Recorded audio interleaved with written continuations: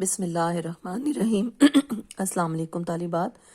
ہمارا آج کا یہ لیکچر کا دوسرا حصہ مضمون نویسی پر مشتمل ہے۔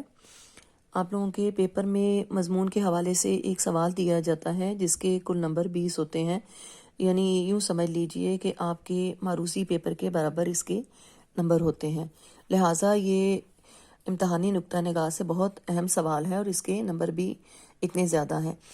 اب اس سے پہلے کہ ہم مضمون کے حوالے سے بات کریں، مضمون لکھنے کے بارے میں، اس کے کچھ اصول و ضوابط ہوتے ہیں، کچھ اصول و آداب ہوتے ہیں جن کے بارے میں جاننا آپ کے لیے بے حد ضروری ہے۔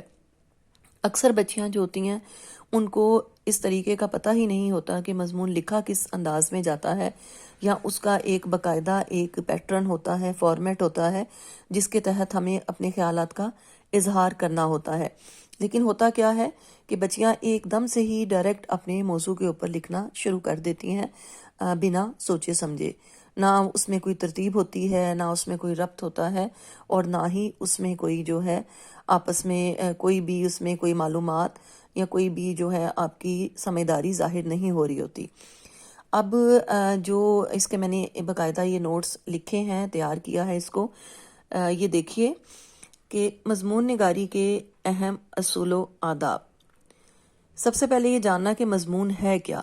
مضمون ایک نثری تحریر ہے جس میں زندگی کے کسی بھی شعبے کے بارے میں کسی موضوع پر اپنے خیالات و جذبات کا اظہار کیا جاتا ہے، اور مضمون کی بالعموم ایک خاص ترتیب ہوتی ہے جس کا خیال رکھنا از حد ناگزیر ہے، یعنی ضروری ہے، لازم ہے۔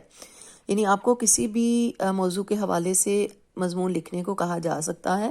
اب جس چیز میں آپ نے جس کا خیال رکھنا ہے وہ یہ ہے کہ آپ کے جذبات و خیالات جو ہیں ان میں ایک ربط ہو، ایک تسلسل ہو، ایک ترتیب ہو۔ اب اس کا فارمیٹ یا پیٹرن یا طریقہ کار کیا ہوتا ہے؟ آپ مضمون کو ہم 3 حصوں میں جو ہے منقسم کر لیتے ہیں۔ نمبر 1، تمہید یا تعارف۔ تمہید یا تعارف سے مراد ہے، یعنی یہ مضمون کا جو سب سے پہلا پیراگراف ہوتا ہے جہاں سے ہم اپنے مضمون کا آغاز کرتے ہیں، یا ابتدائی پیراگراف جس کو انٹروڈکٹری پیراگراف بھی کہتے ہیں۔ اس حصے میں ہم نے اپنے موضوع کا تعارف کروانا ہوتا ہے، موضوع کے بارے میں اس کا جو ہے تمہید باندھنی ہوتی ہے، اور موضوع کے اگر کوئی معنی و مفاہیم بنتے ہیں تو وہ بھی اسی حصے میں بیان کیے جاتے ہیں۔ دوسرا حصہ جو اس کا مضمون کا ہوتا ہے جس کو ہم نفس مضمون کہتے ہیں۔ نفس مضمون ہی در حقیقت مضمون کا وہ تفصیلی پارٹ ہوتا ہے جہاں پہ ہم اپنے موضوع کے بارے میں تمام معلومات اور تفصیلات کو بیان کرتے ہیں، ایک ربط اور تسلسل، ایک ترتیب کے ساتھ۔ یعنی یوں سمجھ لیجئے کہ مضمون کے بارے میں جو ایک پورا تفصیلی حصہ ہوتا ہے جہاں پہ آپ نے مکمل معلومات اور مکمل جو ہے آگاہی فراہم کرنی ہوتی ہے، مکمل تفصیلات فراہم کرنی ہوتی ہیں اپنے موضوع کے بارے میں، وہ یہی پارٹ کہلاتا ہے۔ اور تیسرا جو اور آخری جو اس کا پیٹرن ہوتا ہے، پارٹ کا جو حصہ ہوتا ہے، وہ ہے جس کو ہم اختتام کہتے ہیں۔ اختتام جس کو ہم انگریزی میں کنکلوژن بھی کہتے ہیں، یعنی مضمون کا آخری پیراگراف جہاں پر ہم اپنی اوپر لکھی ہوئی جتنی بھی بحث ہوتی ہے اس کو ہم سمیٹتے ہیں، کسی نتیجے پر پہنچاتے ہیں، اور پھر اس کا خاتمہ کیا جاتا ہے۔ یعنی جو اس کا یہ اینڈنگ پارٹ ہے جہاں پر ہم نے کسی نتیجے پر پہنچا کر کوئی نتیجہ اخذ کر کے اپنی ساری دی گئی بحث کو جو ہے سمیٹنا ہوتا ہے۔ اب اس کے لیے جو اہم پوائنٹس ہیں، جو نکات ہیں جن کا جاننا آپ کے لیے بہت ضروری ہے۔ نمبر 1 دیکھیے کہ مضمون کا انداز ہلکا پھلکا ہونا چاہیے، مشاہدہ تیز اور خیالات میں ربط ہونا لازم ہے۔ یعنی کہ بہت ہی زیادہ اس میں ادبیت اور بہت ہی زیادہ اس میں جو ہے مشکل الفاظ و تراکیب یا مرکبات کا استعمال کرنے سے گریز کرنا چاہیے۔ یہاں جو چیز ضروری ہے کہ اس میں یہ دیکھا جائے گا کہ آپ کی آبزرویشن کتنی ہے، آپ اپنے موضوع کے بارے میں کتنا جانتے ہیں، کتنا ادراک ہے، اور کس انداز سے، کس ترتیب کے ساتھ آپ اپنے خیالات کو جو ہے وہ پیش کر رہے ہیں۔ دوسرا پوائنٹ اس کا دیکھیے کہ مضمون نگاری کا آغاز مؤثر اور دل مو لینے والے جملوں سے کیجیے۔ یعنی آپ کا جو موضوع کی سٹارٹنگ ہے وہ بہت امپریسو ہونی چاہیے، بہت ہی زیادہ پر اثر ہونی چاہیے کہ پڑھنے والے کو اپنی جانب جو ہے وہ کھینچے۔ اگلا پوائنٹ دیکھیے کہ مضمون کی زبان سادہ، آسان اور روزمرہ گفتگو کے مطابق ہونی چاہیے.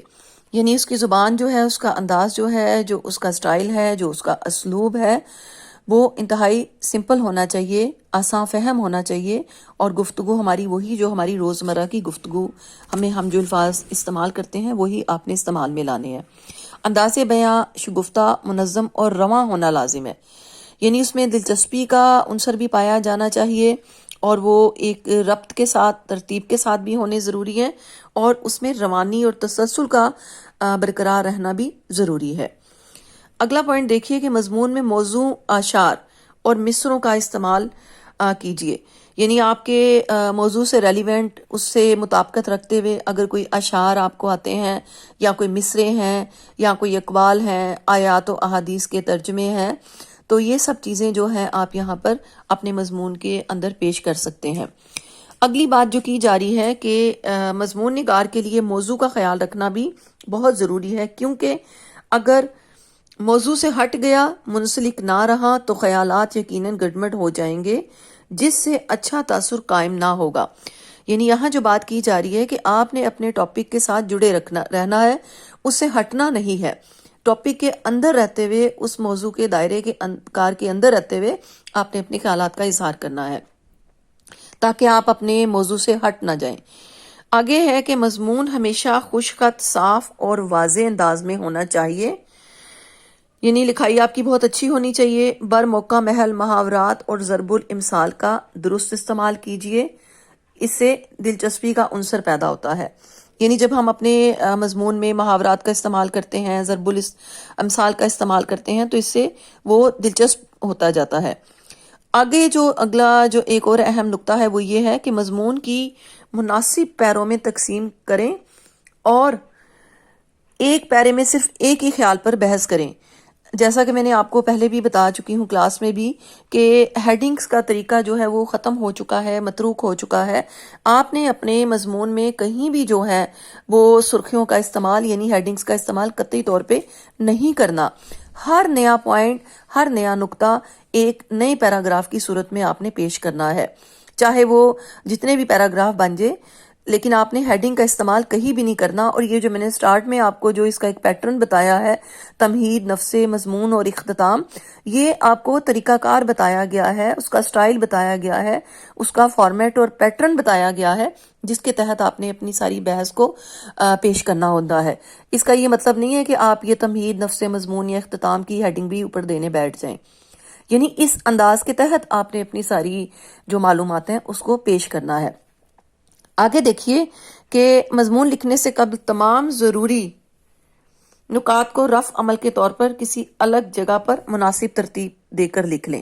اس کا فائدہ یہ ہوگا کہ جب ہم مضمون لکھنے بیٹھتے ہیں تو اکثر ہمارے ذہن میں سے بہت سی چیزیں جو ہیں وہ نکل جاتی ہیں، لیکن اگر ہم نے ان کو رف عمل کے طور پر اپنی شیٹ پر کہیں جو ہے اس کو الگ سے ان پوائنٹس کو لکھ لیا ہوتا ہے، تو اس کا ہمیں یہ فائدہ ہوتا ہے کہ ہم پھر اپنے مضمون کو ایک منظم ترتیب دے سکتے ہیں، اور کوئی بھی پوائنٹ ہمارا جو ہے وہ اس میں سے رہ نہیں پاتا، ہم سبھی جو ہے پوائنٹس کو شامل کر پاتے ہیں.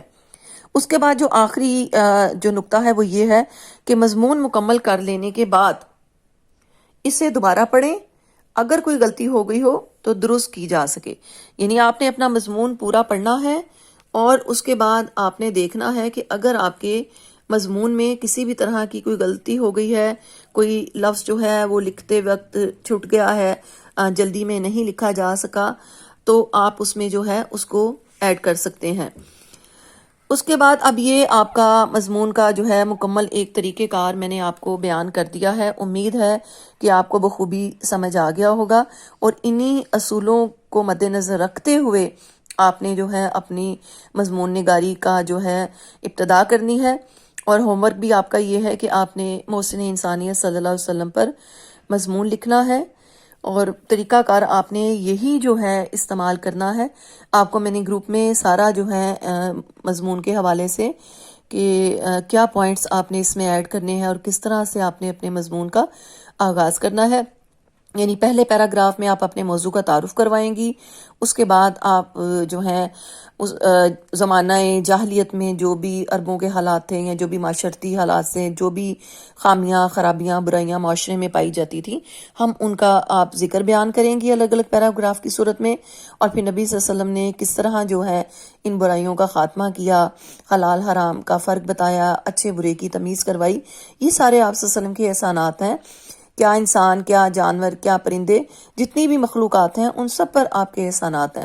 ان سب احسانات کو آپ جو ہے الگ الگ پیراگراف کی صورت میں پیش کریں گی۔